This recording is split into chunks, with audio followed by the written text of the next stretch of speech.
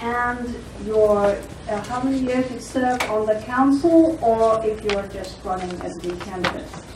We have just one microphone, so Jesse, you'll have to pass it on. My name is Jesse Pugh. This is my first time running for town council.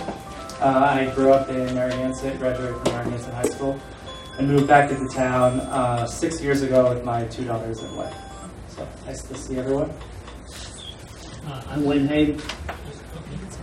Thank you. I'm Wynn Hames. I've lived in town since 1956. I'm probably older than most people in here. But I've enjoyed this town, and I like to work towards everything I think I can improve and better this town.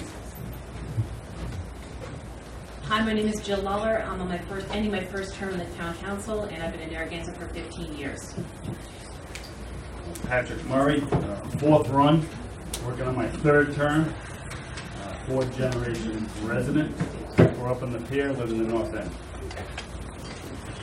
Richard Lima, I was born in Narragansett. Proud to have a birth certificate that says Old Point Judith Road, Narragansett on it.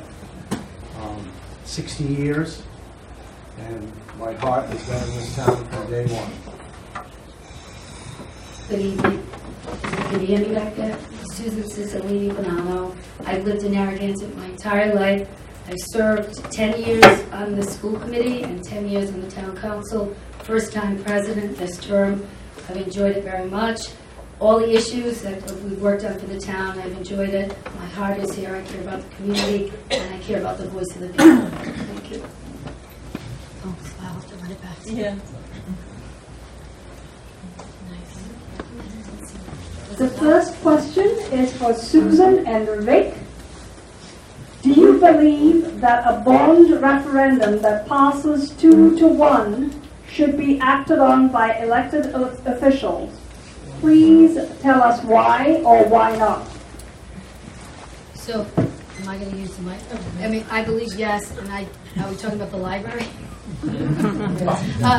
So, I would say absolutely, if it was voted on by the people, and a good percentage of the people want that, you have to, as a public official or as an elected official, you have to make sure that you serve at the will of the people, and I believe it was 67% of the people that actually voted for it. So I felt, especially this term, that it was my responsibility to shepherd that through, because that's what the people had voted for. So yes, I would continue to do that and to work on the council on any bond issue that was voted on by the people.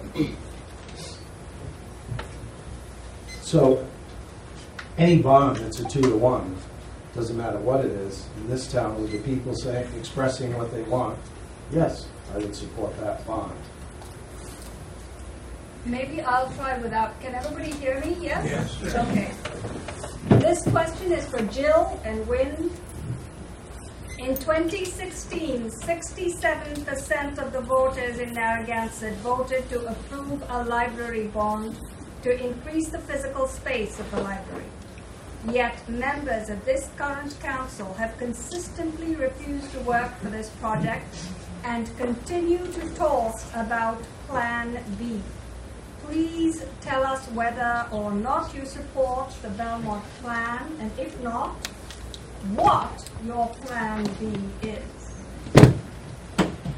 So 67% voted, and I was one of the people that voted for the 5.8 bond.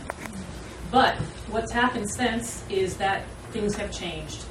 We're no longer looking at 5.8. We're looking at a number that's more like 12, 13, 14. We don't know yet, because we're looking at numbers that were actually developed 3 years ago for architectural purposes. As this plan has gone on, it's morphed. Different things have come up. We've been able to find a way not to have it have to be outright purchased, if we're not in a condominium. What that also included was an additional $400,000 purchase of a liquor store. That also is troubling to me too, because that potentially could be taking a local business and having them either relocate or maybe not be able to relocate. So as the time has come through, we've seen a ripple effect that's happened. The bond that I voted for and that 67% of the town voted for is no longer the deal on the table. It's something that is far, far different. I said in the last meeting, and I'll continue to say, that if this were out to referendum again, I'm not sure if the town of Narragansett would vote Certainly the people that speak to me do not think so. I have to address that obviously I'm here tonight with a bunch of library supporters who are very passionate. I've heard you, I've seen you in the audience, and I recognize I'm not going to get any of your votes. But I'm here today because I want to be able to explain to you my position. Padma made a wonderful comment when she first came out, no, she was Lori, that sometimes we can disagree, and that's okay, but we need to understand why we're disagreeing. So I'm hoping that I'm going to be able to explain tonight why I've continued to vote no for the way the change has come. I'm voting strong yes, as I did for 67% of the other people for a 5.8 bond. I would love to see that happen. We need to see how that's going to resolve. Thank you. Actually, there was, I think, a misunderstanding about the bond when it went out. I think most people thought it was for the Belmont Center. And I supported that. I think it's a very good use of that property. As far as getting up to $10, $12 million, I don't think it's going to morph into that. We're going to get hopefully up to 40% back from the amount of money we're going to invest in there. Maybe not all of it, but I think we'll end up with a first-class facility. We're to this point right now. Anything to put a roadblock from this point on is basically just obstructing what's going on now. So we have to move forward. We have to get this project finished, put it behind us, and let's move on to other things. The next question is for Patrick and Susan. In the last several years, the non-resident beach pass prices have been raised substantially, and non-resident parking in the lots has been severely restricted. At this year's beach workshop, the town revenues were up while daily attendance was down. Do you applaud this policy as a success, or do you think it damages our reputation as the friendliest beach town? Would you revisit this policy with the input of those whose small businesses and restaurants are adversely affected? Okay, Roll this over. I think if you roll the podium over. Well, or we could just pass this. Well, it is loud back there, right? So when people are speaking with a microphone, you can hear? Yeah. Okay. They hold it up to their mouth. Oh, okay. So Thank you, Bill. We'll try to do that.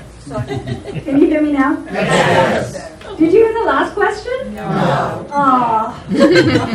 Okay, you had them answer, so I'm going to repeat the last question. That was, in 2016, 67%, I'm just repeating that so they know what the last question was, because they heard the answer, but they didn't hear the question, because I asked it without the microphone. The 67% of the voters in Narragansett voted to approve a library bond to increase the physical space of the library. Yet members of this current council have consistently refused to work for this project and continue to talk about Plan B. Please tell us whether or not you support the Belmont plan, and if not, what your Plan B is. That was the question. Some of the people in the back did not hear that question. That's why I'm repeating it. Now, question 3 for Patrick and Susan is, in the last several years, the non-resident beach pass prices have been raised substantially, and non-resident parking in the lots has been severely restricted. At this year's beach workshop, the town revenues were up while daily attendance was down. Do you applaud this policy as a success, or do you think it damages our reputation as the friendliest beach town? Would you revisit this policy with the input of those whose small businesses and restaurants are adversely affected?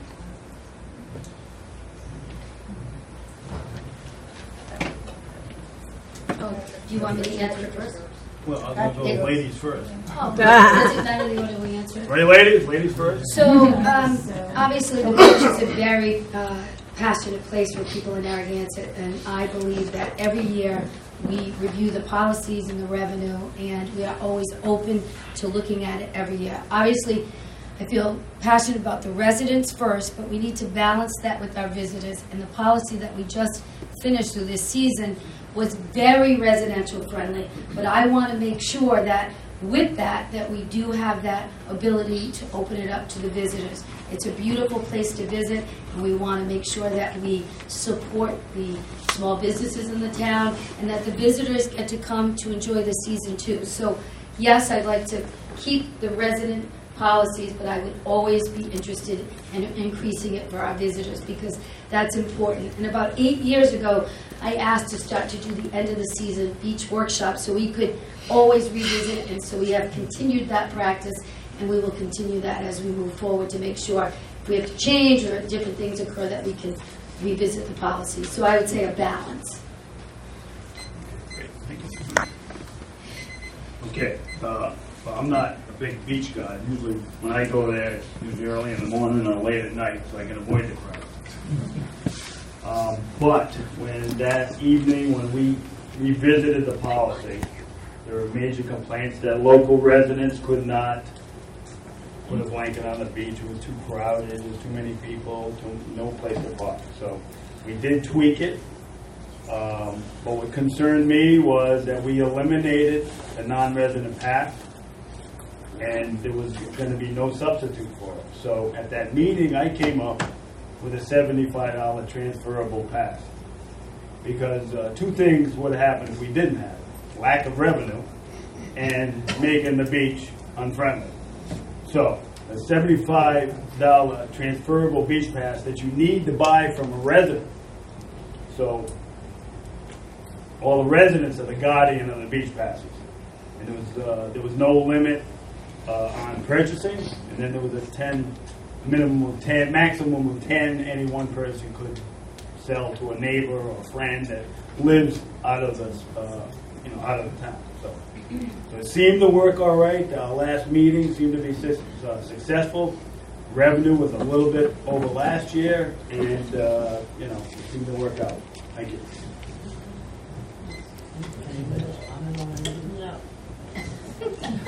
And the questions, by the way, were prepared ahead of time as well, so they're not my questions in case you get the wrong idea. The next question is for Jill and Jesse. Much of our economy is derived from tourism, surfing schools, fishing charters, fine restaurants. What will you do to foster tourism in the area, or is tourism, in your opinion, not in the interest of the town? Tourism is a huge part of our town, and one thing that our town has done extremely well, if we took it just last year alone, the Parks and Rec Department had put in nearly $90,000 into events to bring tourists to town to enjoy the town. And that goes through things like fireworks, the concerts on the beach, concert at the gazebo. Very effective way to bring people to town, and then it's the jobs of the businesses in towns, local businesses, to attract those people to stay. We're doing a great job getting people here. The one area that I would really like to spend some time on and to work with there's a group called FOG out there, Friends of Galilee. I believe that Narragansett can really do a better job in taking a look at what's going on in Galilee, support our local fishermen, and also take a look at what's happening with what we call the Old Dutch Inn.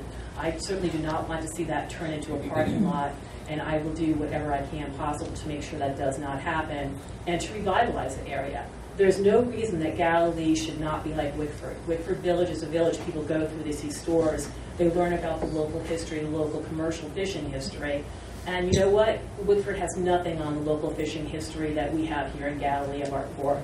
So we need to support that, we need to bring more tourism in that, and that is a way that we can work with getting more people to town. But Narragansett does a lot already to bring the tourists to town. Local businesses need to do it with the bottom line to get their doors.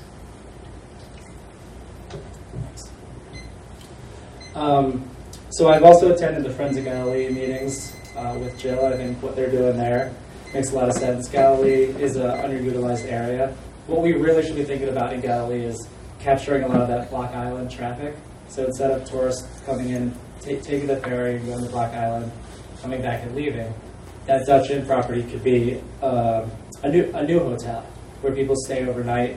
They take the ferry in the morning and come back and maybe stay overnight again. So we should be getting a lot of that tourism in Galilee and not just having it go to Block Island and leave.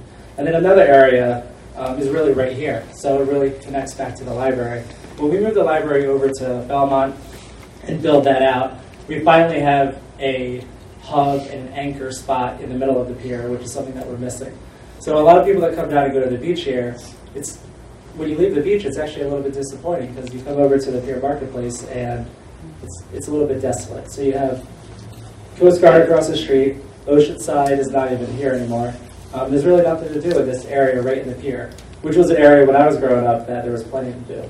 So when you move the library over, you'll have stability and you can hopefully attract new businesses around the library where families could go, maybe a pizza shop where families that are going to the library could go get some lunch. And there's other stores and businesses that could also open in this area. But it all starts with that stability of having a facility that's not going to be closed down in a few years, like what we've been seeing. So that building's been empty for 8 or 9 years, and until you fill that space, you're not going to be able to bring the pier back. So the pier is an area, Galilee is an area. So thank you. And you have another half a minute. That's all right. Thank you. The next question is for Win and Rick. At a recent town council meeting, it was revealed that 2 employees with essentially the same 40-hour week job were compensated with entirely different benefits. Do you support equal pay for equal work, and how would you address discrepancies in town compensation in different departments? I'm familiar with that particular case, and there's no reason why both these people shouldn't be paid exactly the same with the exact same benefits. Basically, they do the same job. One of them is in charge of the towers, the other in charge of the North Beach Clubhouse and Sunset Farm.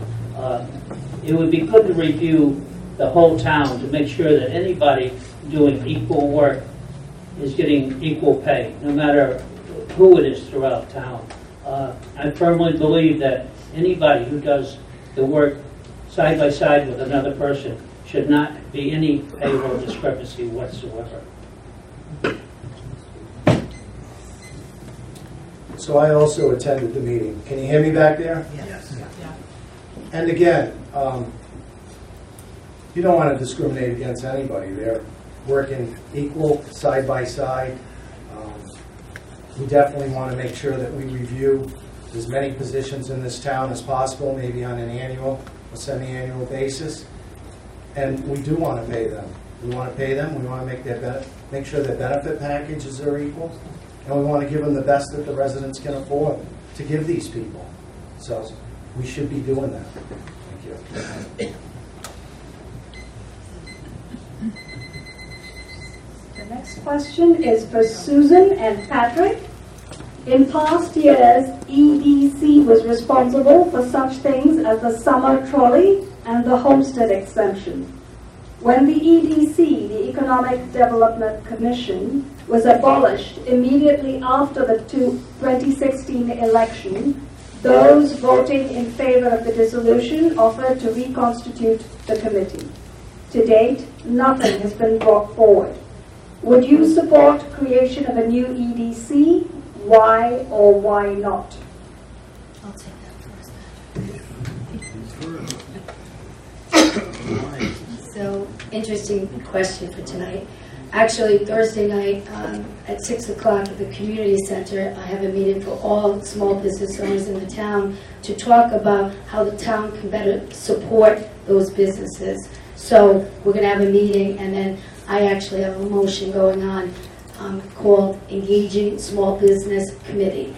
And so I'm working with the businesses to look at a way that we can better support them. So I was deeply disturbed when it was no longer standing. I sat on it for many years, and I look forward to having something on it to work with small businesses in the town of Narragansett. So yes, I'd like to see it come back, and I hope this term, this council, sitting council will support that. Yeah, I was, there two things were voted down and dismantled. I had the single tax rate passed. It was lawful. We've had a two-tier tax rate, the only town in Washington County that does have a two-tier tax. Taxes, property tax should be based on assessment and not use. And it was law for 4 months. The new council come in and repealed it. So, and they also disbanded the EDC. So the commercial businesses would have got a good boost on the, by lowering their property taxes. So it was a double hit to our businesses. And nobody is more pro-business than me, and I was very disappointed to see that happen. I would support a revised EDC, but for the record, it was disbanded because of personal animosity, which it shouldn't happen at the town level. Thank you. Can you explain what that personal animosity was? No questions. Sorry, no, but excuse me, I'm the moderator, and I think the way that this session is supposed to work is not with crosstalk amongst you. I'm sorry. I'm sure you'll have plenty of time to do discussions later. The next question is for Patrick and Rick. In the past few years, in an attempt to control rental properties, the town rental registration fee has been increased, notarization was required, and the state has imposed taxes on rentals of less than 30 days. Yet, if you look on Airbnb, many homes are listed as short-term rentals without registering with the town. Do you see this as a problem, and how do you think the town should handle this? Patrick and Rick.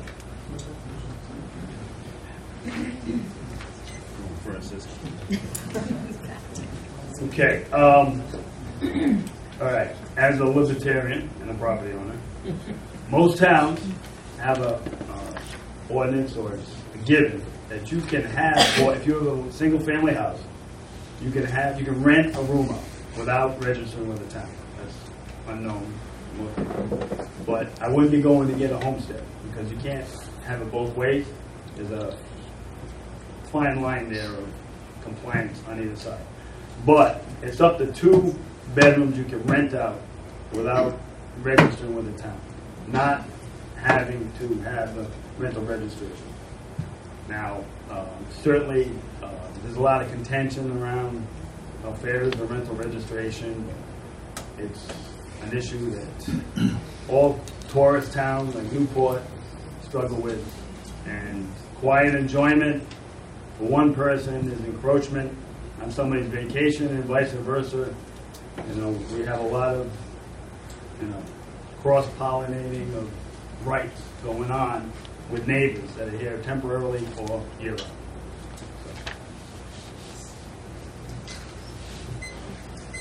So I do own a rental house in the north end of town. And I have housed both URI students and now have year-round residents in there that also participate in the schools, which I think is fantastic. I've had to deal with the URI residents, and the first ones didn't work out, and we got them out, and then we had tried it again for another, and that didn't work out. So, again, I think accountability is good when you have properties that may get a little out of hand with rental. People have to live next to them, have to put up with whatever goes on, and if there's nobody to account for the actions, then what do you do? And would you want to live next to that environment? I know for myself, I think that our police department has really stepped it up. I think this year you hear very few complaints. They're on top of it. That's their job. And I certainly don't think I have to tell them how to do their job. They're doing a great job with what they're doing. But we do have to be accountable. And I think putting the registration form out there and getting some names and somebody that we can call and be accountable for, I think that's good. I think there are other avenues and other areas that people in other towns have even more information on those forms because they want to be covered and they don't want any liabilities to the town. So, for me, I think that's great. You have 30 more seconds. The next question is for Jill and Rick. Many in Narragansett are plagued by bad rental neighbors, and the town has filed an ordinance designed to lower housing density in the town called For Unrelated, that restricts the number of renters who can live in a dwelling. This ordinance was found to be unconstitutional, and yet, instead of redrafting it, the council has continued to proceed with litigation and appeal this decision to a higher court. Do you support this, or would you seek a different creative solution to bad renters?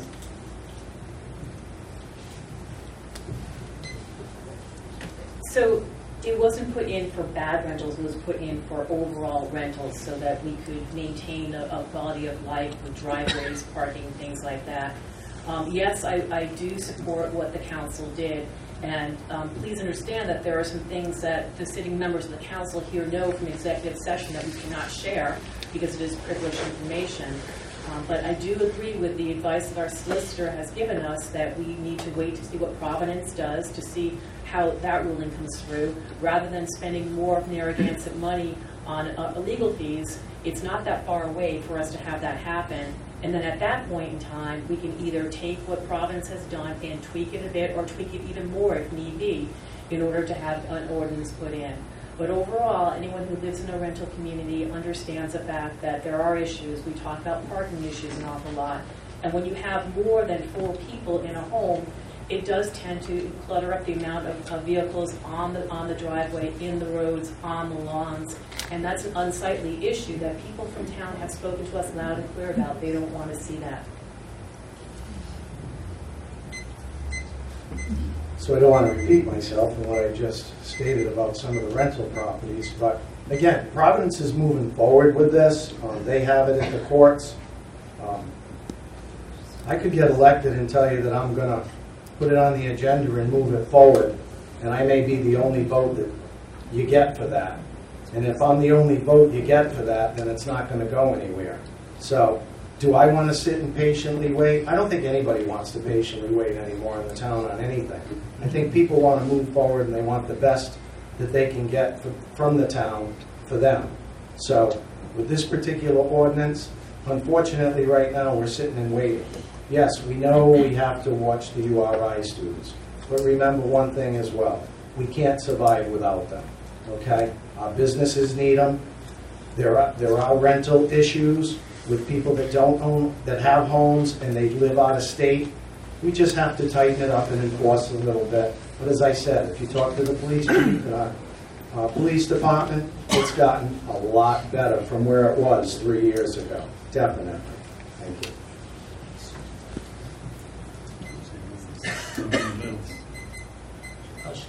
Oh,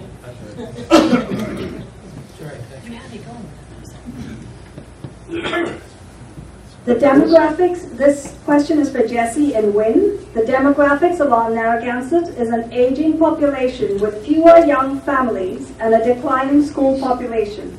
Do you see this as a problem going forward? And what do you see for our town in the next 20 years? yes, I definitely see it as a problem going forward, and it's the main reason that I decided to run for the town council in the first place. So, as I mentioned earlier, I grew up in Narragansett and moved away in 1996 to go to college in Boston. I came back in 2012, and there are, 30 less local children per grade in ninth grade right now in Narragansett High School. So that's a drop of almost 25% in the student population for local students. So I'm not including the students that come across from Jamestown and North Kingstown to use the vocational program, but I'm talking about local students. So it definitely is a problem, and unless we do something very intentional about it, it's not going to stop. It'll just continue and probably increase with Narragansett being as desirable as it is. So what we need to do, in my opinion, would be to start a affordable housing committee. When I say that, what I'm referring to is really a committee to make it easier for middle-class families, young families, to afford a house in Narragansett. And there's things that you could do to make that happen, even on a small scale. So you could put in place, you could use state funding to help families with down payments for first-time homeowners. You could help with incentives to have landlords rent out their homes on 12-month leases instead of doing seasonal. So it's hard work. It may not, work in the exact way that we're trying, but if it works even to a small amount, we'll see a difference. So for me, it's a priority. It's really the priority, and I think that the future of the town, if you want to live in a town with families, depends on doing something about it. I agree mostly with what Jesse said. We've always been, and I think it was brought up a couple last week, but a one-third, and one-third community. We have one-third year-round residents, one-third rentals, and one-third people who own their homes but don't rent them out, summer homes. We just have a brand new one up off Narrow River, which should bring some more taxes to this town. That's the $8.2 million one. We're very happy to see those kind of people move into town. But as far as trying to develop affordable housing, Jesse's right. We could form a committee, see what we could do about maybe giving first-time home buyers a break on their taxes. But overall, Narragansett is still an affordable community, even at $400,000. Because when you do your mortgage, you have to consider your mortgage payment, your taxes, and your insurance. You look at the property taxes that you pay in this town for a $400,000 house is equal to a $200,000 house in South Kingston.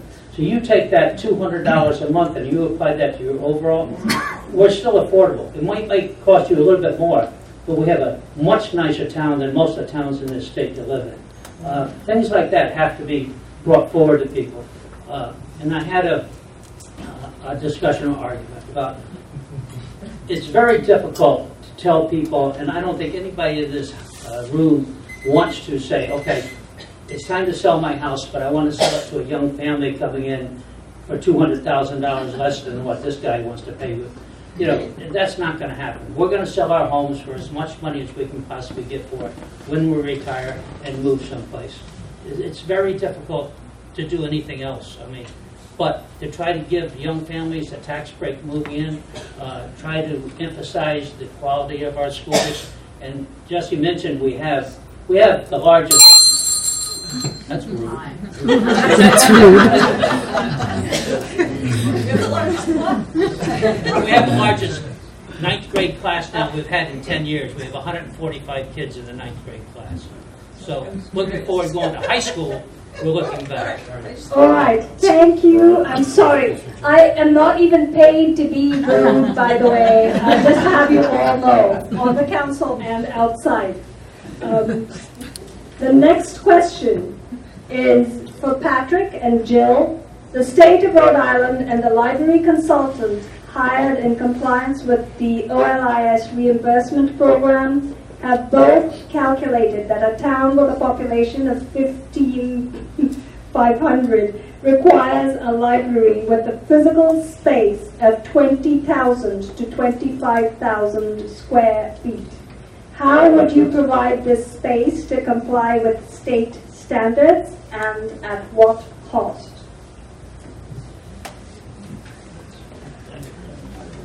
No, Patrick, your name is all first. All right. That standard, to my knowledge, is not mandatory. And I think the space in the market is 18,500, and it's 1,500 square feet shy. So, I mean, we're pretty, we're 98% there. So, the reimbursement, instead of getting 100%, would get just a little bit less than the minimum required space, from my understanding.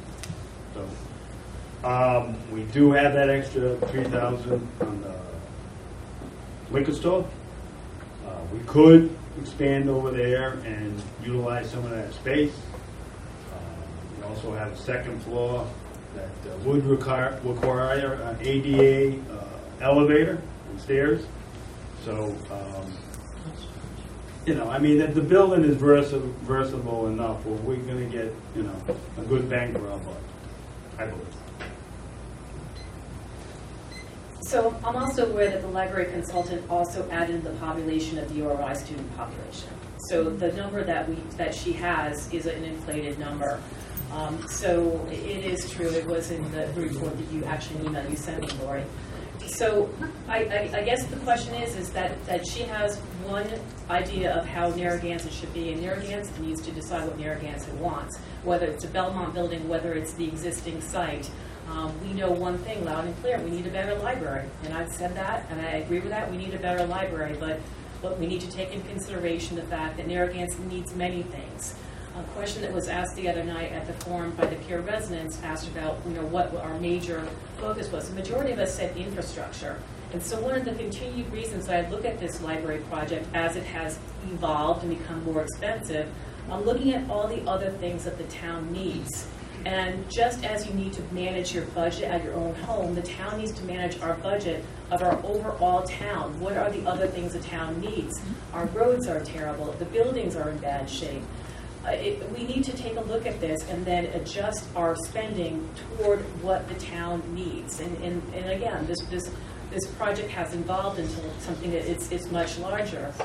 And now we're looking into the fact that there potentially may be, someone did come forward and say they may object to the zoning issues.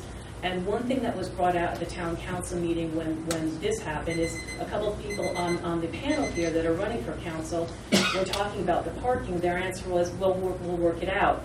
I never want to buy something and not understand my full legal rights. We cannot purchase something and say we will work out the parking with the butters, especially when it could potentially mean the small businesses in the area that are using that overflow. I don't want to get that bill. The next question is for Jesse and Rick. Last year, the president of the town council held a special town council meeting in the high school auditorium to accommodate the large number of citizens interested in the agenda. 2 councillors opposed the change of venue. Please comment on whether or not you would support moving a public meeting to allow a larger crowd, and what considerations you would weigh in making that decision. Jesse and Rick. So since this is library related, I just want to kind of respond to something Jill just said. So the reason why there may be an appeal on the library decision is because Jill actually encouraged somebody at the town council meeting to make that appeal. So, whether it's polite to say that or not, everyone should know that. If you're voting, you need to know the information. So that's just to clarify that. In terms of town council meetings, they should always be moved to any venue that is necessary to accommodate the crowd that's going to be there. So it really doesn't matter what the topic is. If there's demand and there's going to be a crowd and we need to accommodate, then that should be done. It's really no questions asked, in my opinion. If you can anticipate a large crowd, you should definitely accommodate it. So, thank you. So again, decision, people said the president, but it's not just the president. Let's not just throw it on the president. Had to be a 3-2 that wanted to move that agenda over to the school.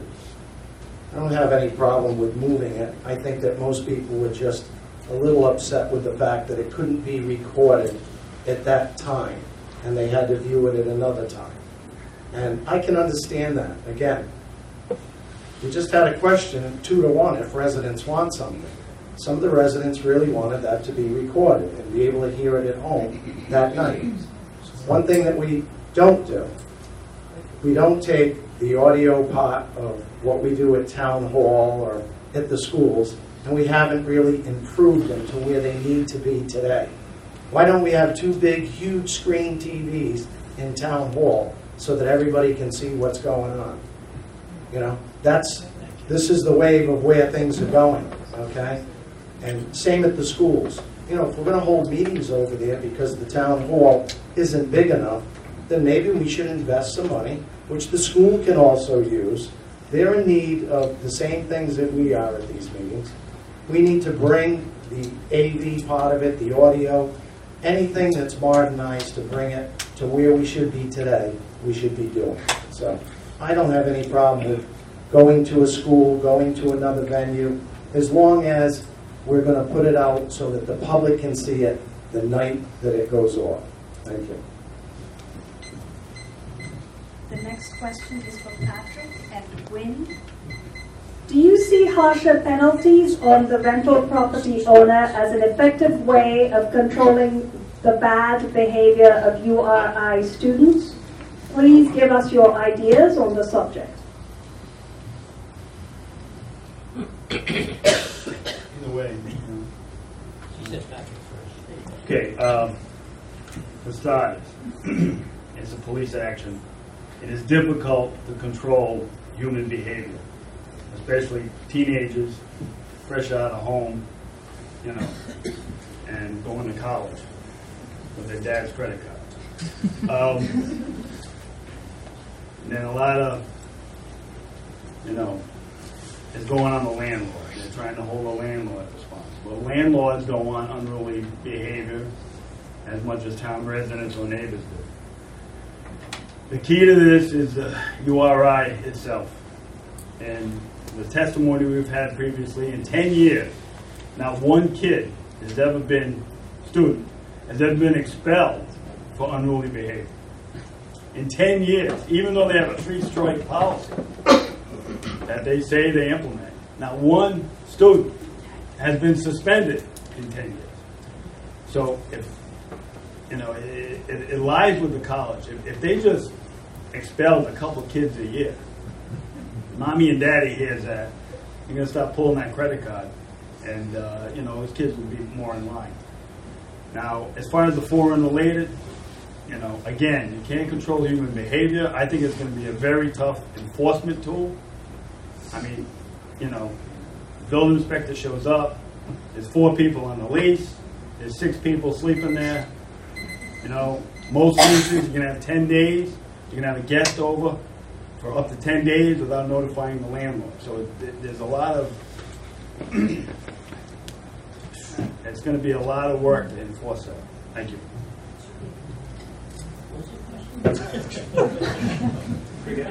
Did you really forget? Yeah, he starts wandering in. Do you see harsher penalties on the rental No, property all right, I know owner? what you're saying. No, I'm going to agree. Legal enforcement is the best way to control this. Patrick and I agree on the foreign related, that basically it's not enforceable, it's unconstitutional, and I think we've spent $60,000, $70,000, $80,000 pursuing it in the court right now. How much money do we want to really throw in the court? Tony Santilli has said it's unenforceable. He doesn't want to enforce it. There's been suggestions, let's get another building inspector. Well, that's not really the answer to things. It's harsher penalties.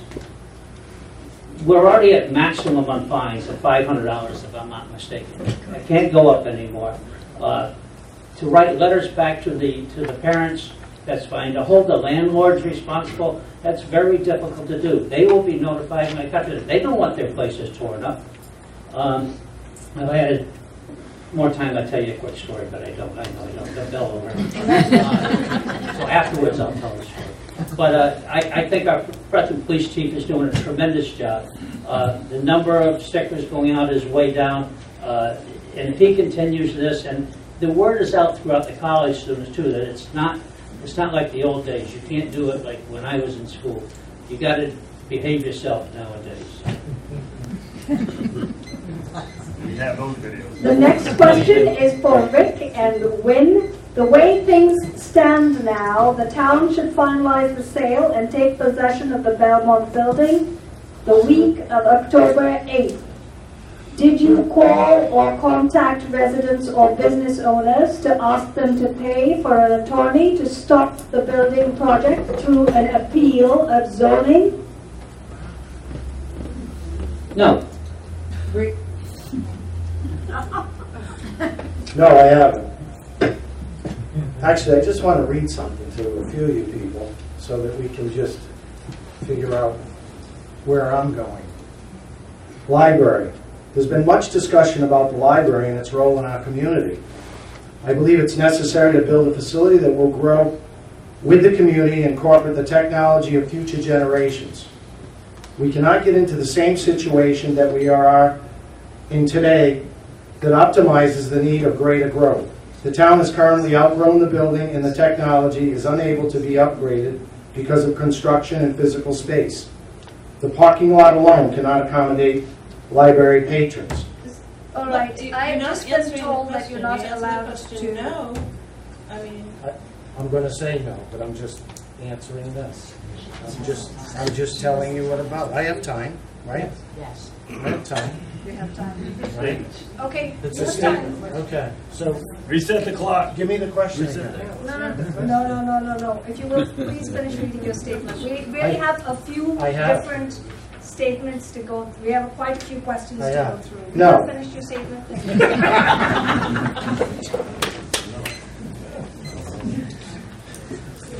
All right, Win, you didn't answer that question. It was for you too. In 2010, the Charter Review Commission presented its recommendations to the Town Council, reviewing and updating the rules that govern Narragansett. Although these were discussed at a public Town Council meeting 8 years ago, they were never enacted. Do you think it is an important part of governing to review and make decisions on motions before going on to new businesses? Susan and Jesse.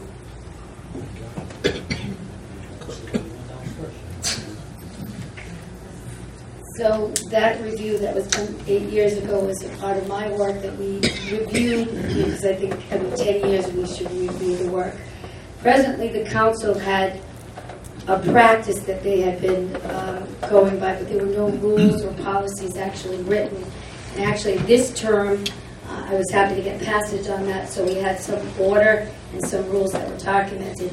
So for decades, with other presidents and other town councils, there were sort of practices that were happening but not really written down. So we moved towards that for this term. But as far as the term limits and all the other things that we studied under that commission, we never got passage on a lot of that information. Very few things came out of that study on that commission.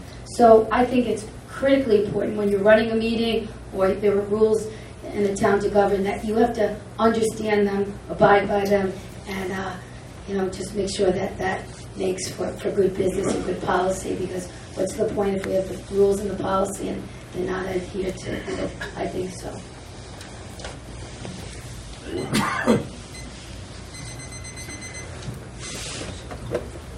I agree with Susan. What we're learning is that norms are not really enough. You need to have things written down and standardized, because the norm for a certain group or a certain person is not necessarily the norm for the next person. So we always want to have things written, official, standardized, and then everyone's working under the same set of guidelines. Thank you. The next question is for Jill and Susan. Narragansett is famous for a long history as a beach community. We are very fortunate that many historic homes from the 1800s are still standing, but much of the expansion of the districts to protect these homes was defeated by the sitting council.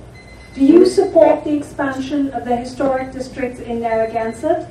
Would you support some sort of incentive for those homeowners of important historic houses who join on a voluntary basis?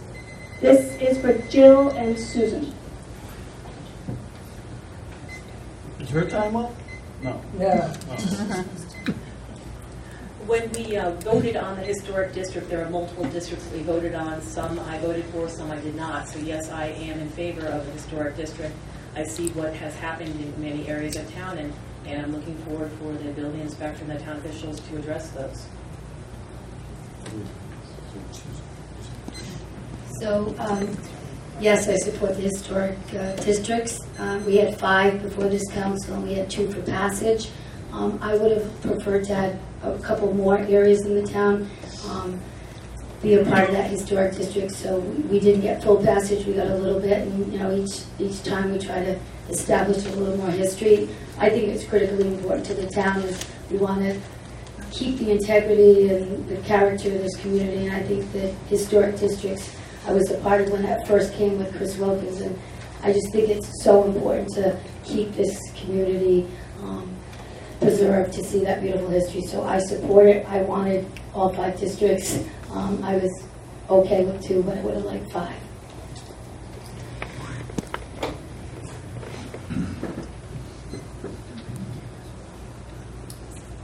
This question is for Susan and Jesse.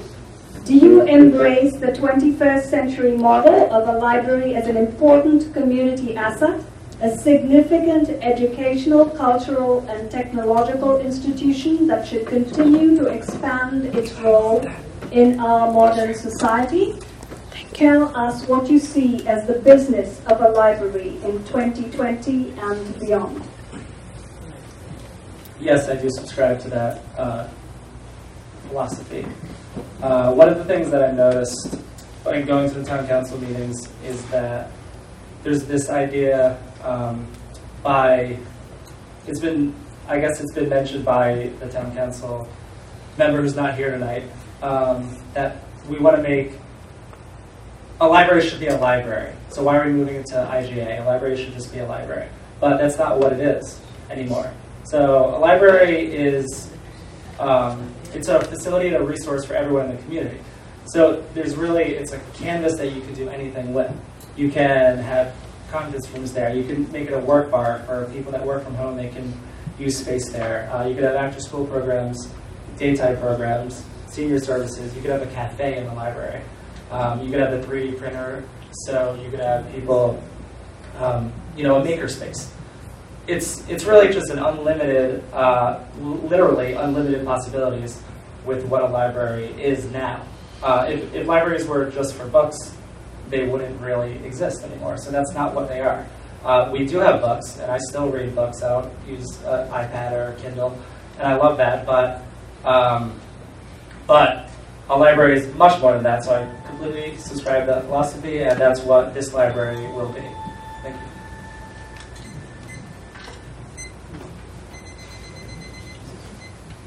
So I agree with much of what Jesse said, but again, a library in the 21st century is not a place where you just go to get a book.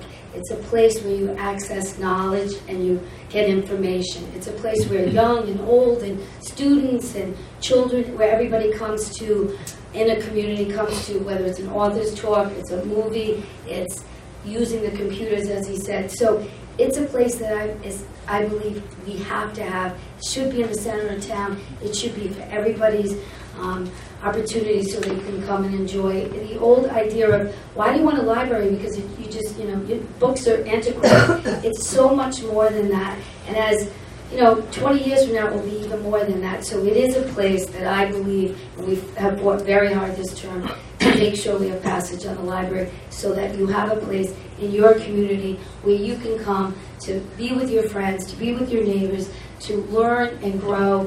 And I just think this whole, what is a library? I mean, it is part of what a town should have.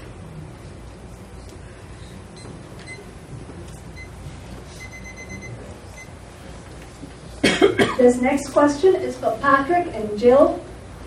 In the past 2 years, much of the town business has been stalled, and many of the important decisions have been split 3-2, including the passage of 2018-2019 town budget. What can you do to work with others to form a consensus and move the town forward?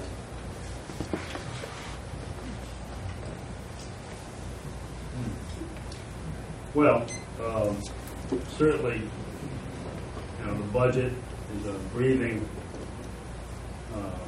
come spring, something we're kicking around. I did need another 2 weeks to work out some things on the budget. I take full responsibility for that. But the budget was on time under state guidelines. And, we, with the homestead, you're at $8.99 per thousand. So I don't think we have too much to complain about there. I mean, one of the best communities in the state. As far as working, I've worked on, I'm usually the guy in the middle. Usually there's one side and then there's the other side. And I try to weigh what's best for as many locals, my constituents, not for the guy that's here 2 weeks a year from New York, but the voting public who elected me to office. These are the people I work for. These are the people that I consider during every decision based on common sense and mathematics. And it's important, not, we're straying from political, there's really not much political ideology at this level, but it's turned into political animosity. And certainly, we need to keep the trains on time, and get along, and get the business of the town done. Thank you.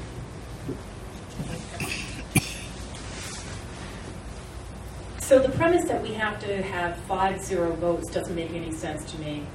That's what true democracy is, to have people have different issues, represent different constituents, as Patrick just said.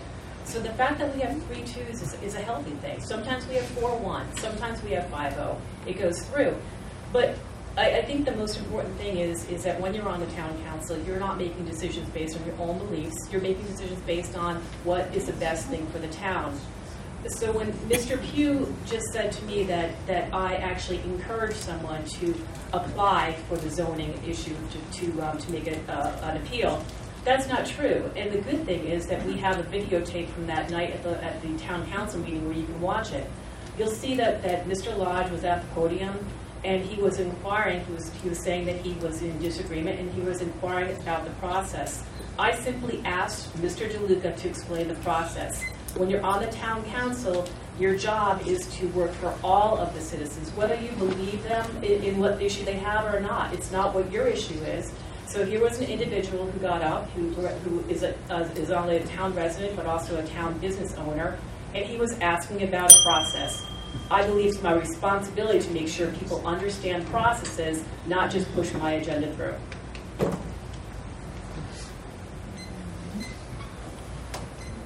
The next question is for Jesse and Wynn.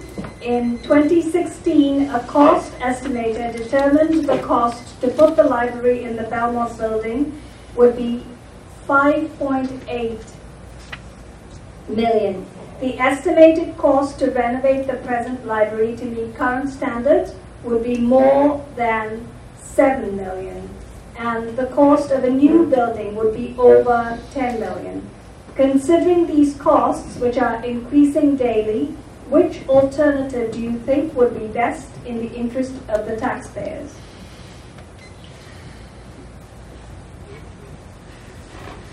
Is that like a trick question? I think the 5.8 in the Belmont makes sense to me.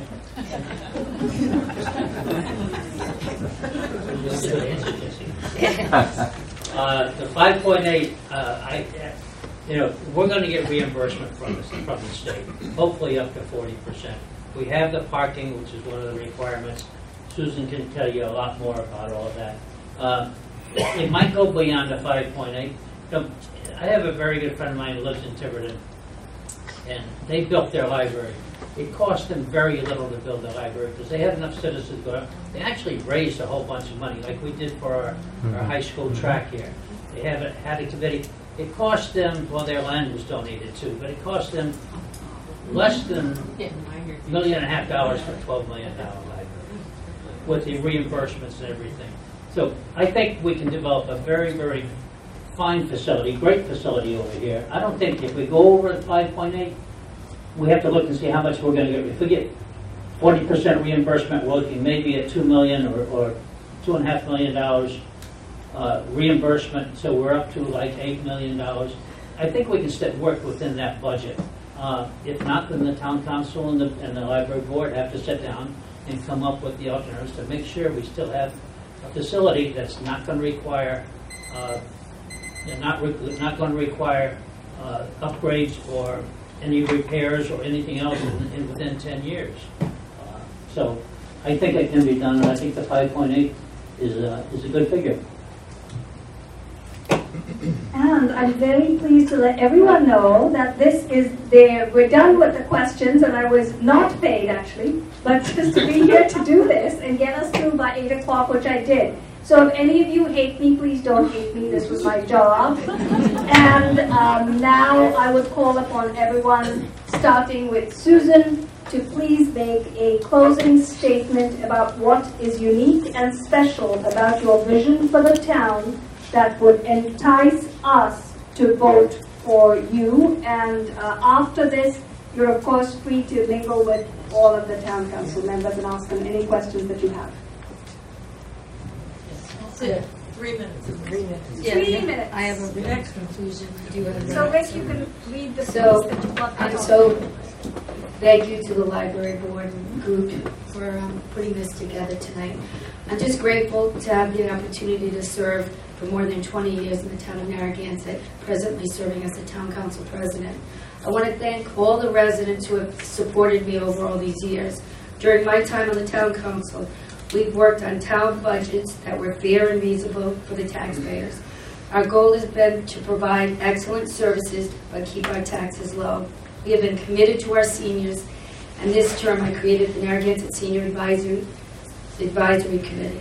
We presently are working on enhancing programs and improving ridership for our seniors. We have worked on completing 2 sections of the bike path, and we've created a bike pedestrian committee to ensure a more pedestrian-friendly community. As a member of the town council, I've assisted in the purchase of the Belmont Marketplace for the location of our new Narragansett Library. I've been committed to protecting open space and acquiring new land for the town. We strive to have an excellent quality of life here in Narragansett, and I continue to pledge to review current policies and ordinances on a regular basis. If I'm reelected, I will continue to work on all of the things that we've mentioned tonight to make sure that the work is done for the town, and I hope that you'll all vote for me in November. Thank you. I don't think you want me to read that over again, so I won't. It would be an honor for me to serve the community as a Narragansett Town Council member. Narragansett's very special to me. As I said, I've been here 60 years. I believe the success of our town lies within the people who live here, but there needs to be an avenue to deliver that success. If I'm elected, I will be that avenue. I want residents to be proud of where they live and who they are represented by. I believe another key to the success of our town is to elect people who are honest, have integrity, and listen to the concerns of the taxpayers, and are committed to making Narragansett our home. This is our home. In closing, thank you for this opportunity to serve you and for your commitment to our town. Please remember to vote for me on November 6th. I'm number 7. Thank you. Okay, running for a 3rd term, asking for a job, and you'll vote. I'm the only councilman who has perfect attendance over the last 2 terms. I've been up there sick as a dog, listening to that banter going back and forth. Okay? Make no mistake, the library in Belmont is the issue of this election. Make sure you understand who supports it, who doesn't support it. Now, I've been told through different type of meetings and debates that I'm a flip-flop. Well, I'm not a flip-flop. I voted against a bond for negotiating purposes.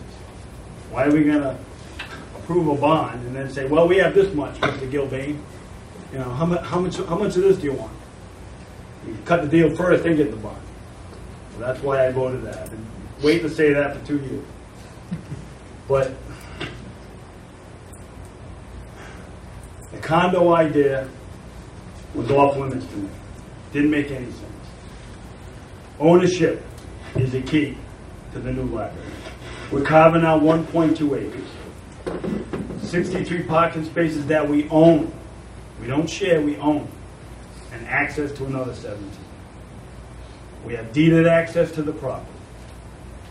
We had to buy the liquor store to carve out the lot, because the current property line is between the liquor store and the market. So we eliminated that line, created a new lot that's going to say Town of Narragansett. Ownership, something you can put your hand on. That's what it's about. That's why I'm supporting this. It makes sense at all levels.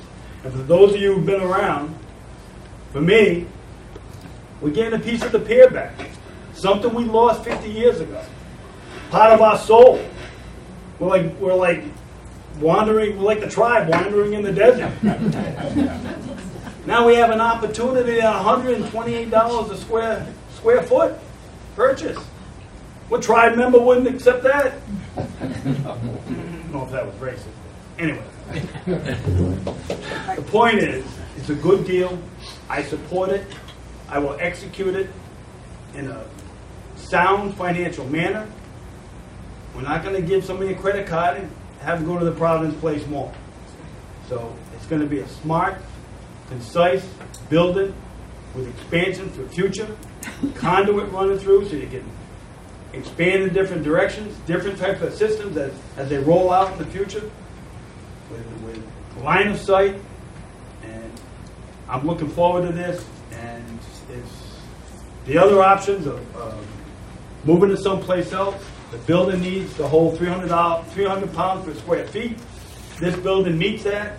The community center, all these other options, these buildings don't meet that. And to build that today, you couldn't do it for $128 a square foot. Okay? And then we're going to get up to 40. You have 30%. We're going to get up to 40% reimbursed. So on all levels, this makes sense. I don't understand the animosity and the disagreement. It's location, location, location, and we have the location. Thank you. Okay, so I'm one of the two people that have voted against the library. We all know that, so let me just throw that right out there. I ask and I thank everyone here for listening to me for the reasons why I have. For me, it's about fiscal responsibility. For me, it's about all the other issues that the town has that we need to make sure are satisfied for our town residents for their quality of life.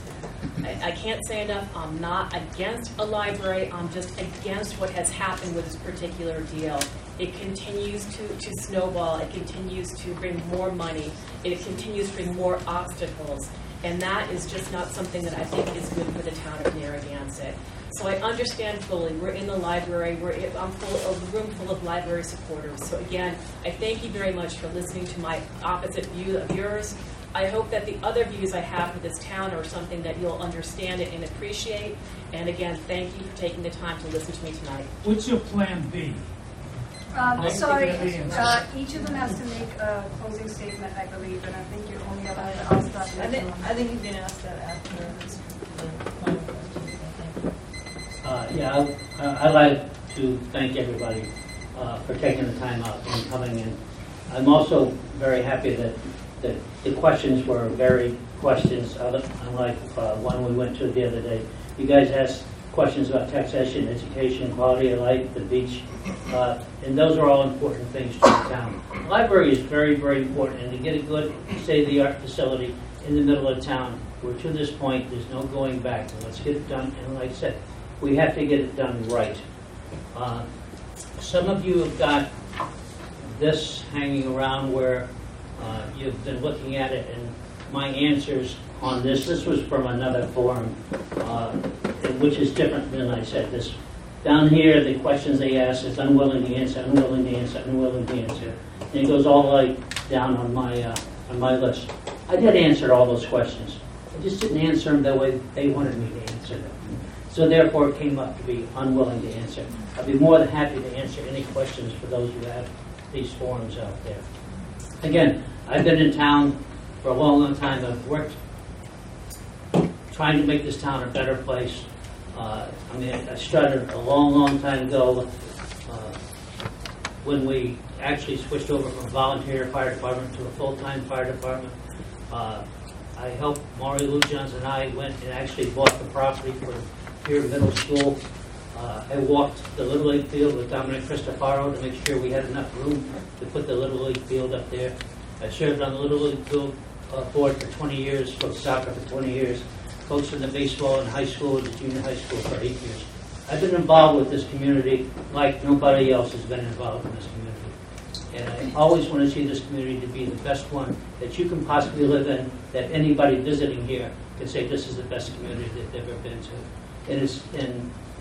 Well, the Boston Globe did say that, but sometimes we don't want them to say that because it brings more people here. I do understand that, but I'll do everything I can to make this a better community like I have for the last 60 years, or 70 years, 60 years, I think.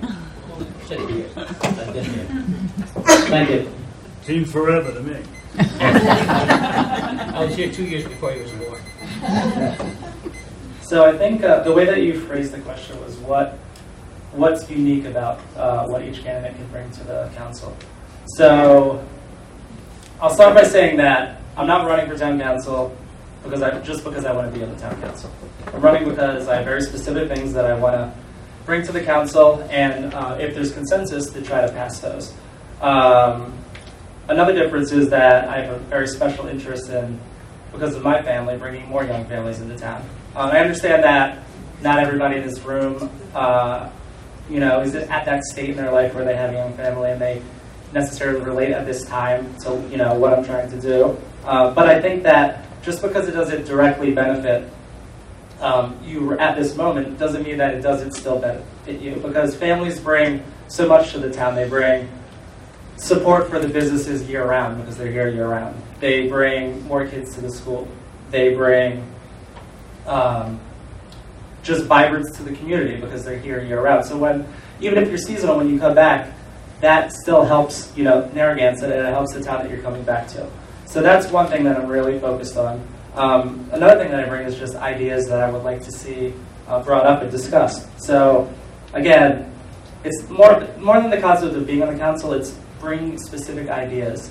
One idea that we didn't have a chance to talk about tonight was the idea of a renewable energy committee. That's something that I'm very interested in establishing, and I've talked to people at different committees and different people that I know around town.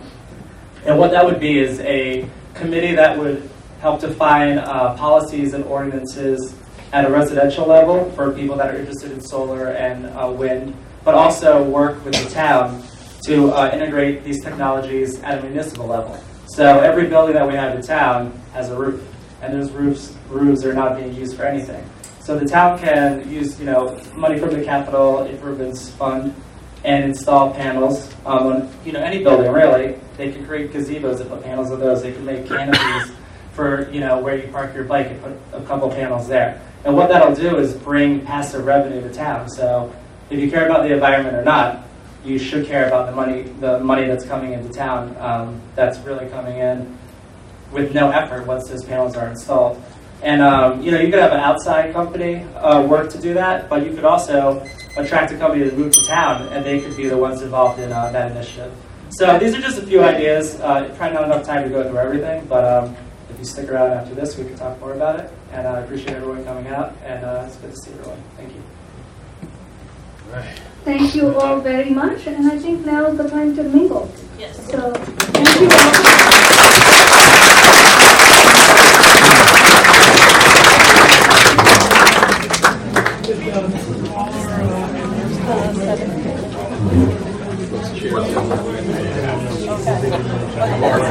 If you go grab a pillow off the couch, you got it. I should have done that. I don't know what I was thinking.